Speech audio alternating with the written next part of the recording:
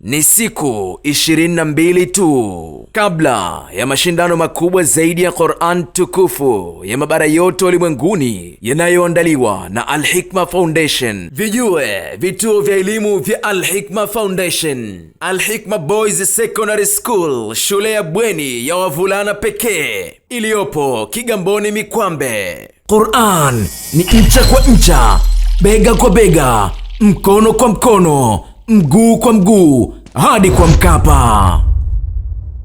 Mashindano haya yapo chini ya udhamini mkuu wa benki ya PBZ Ikhlas.